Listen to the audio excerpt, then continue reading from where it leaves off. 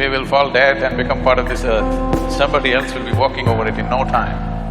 Have you noticed this on a particular day? Yeah, happy days just Happy pass days just go this. like a moment, miserable days take a long time. So only miserable people can have a long life.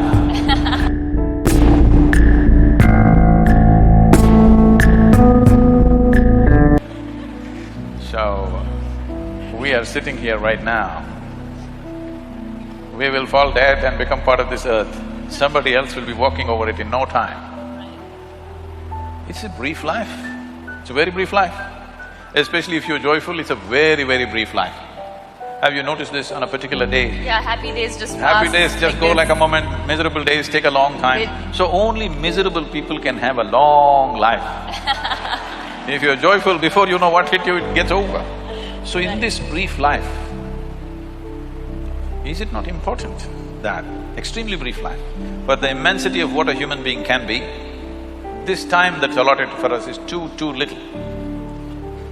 But in that people get bored and they kill themselves Very unfortunate. without ever exploring the nature of what this life is about, simply because people's physiological and psychological drama has bigger than the existential realities in which we are.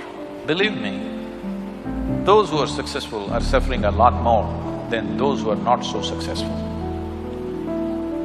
If people don't have anything to eat, that's a different situation, we have to fix that, there's no question about that. But people's psychological drama, what you think and feel becomes bigger than the creation. True. Because of that, life gets all messed up. After all, it's your thought, you can make it any way you want it. After all, it's your emotion, you can make it any way you want it. But that freedom and that awareness is not there simply because less than 1% of it is conscious. Rest is all in reaction to something else. You can determine your destiny, you should. That's what being human means. Right. See, if you had come here like any other creature on this planet, they have compulsive cycles.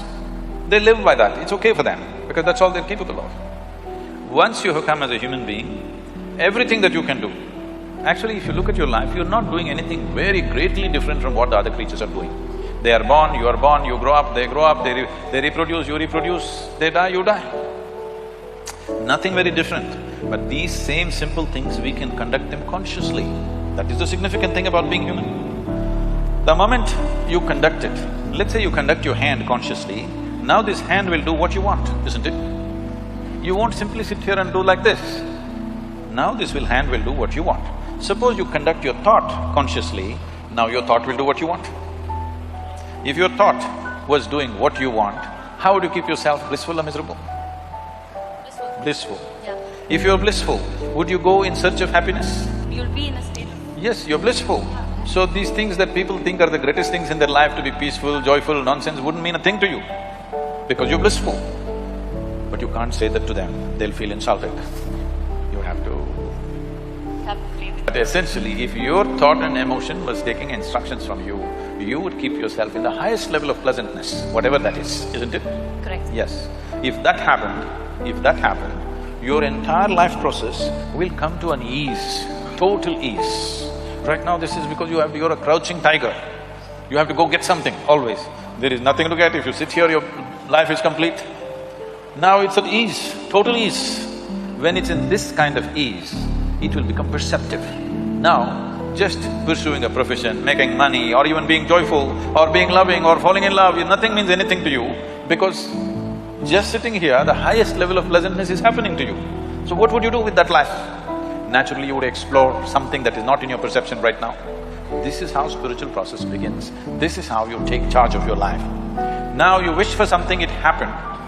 I want you to know this. For most people, at least 50% of what they wish happens. It is just that they are focusing on a few things that did not happen. If you want to be fair, in a reasonably well-settled society, 90% of what they wish happens. It is the 10% they're complaining about. Yeah. Hello? Isn't it so? Yeah. 90% of your life is happening the way you want it. The 10% you're cribbing, you're never enjoying the 90% because this 10% did not happen the way you want it. Yeah. So already, to a large extent, you're in control of your destiny. A little is going off, but that little can bother you. It's like you drove 100 kilometers properly. Let's say you have to drive 100 kilometers. 90 kilometers you went properly where you want to go. At the 91st kilometer you crashed. still it's not good, isn't it? Yeah. So that's why they're complaining. I'm not saying they're complaining for nothing. Because at 90 kilometers, everything went well, just before reaching something crashed. So they still suffer for that. Now, right now this is because situations are happening around us. Not all situations will ever happen the way we want it. Because situation is not just me. Situation is so many people involved, so many forces involved. All of them need not happen my way. But if I'm happening my way, I'm blissful, okay?